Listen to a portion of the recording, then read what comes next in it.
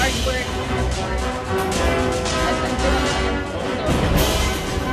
Nako, very thankful sa ating kapusong network. Sa regalo po ito sa aming lahat, hindi lang naman sa aming lahat.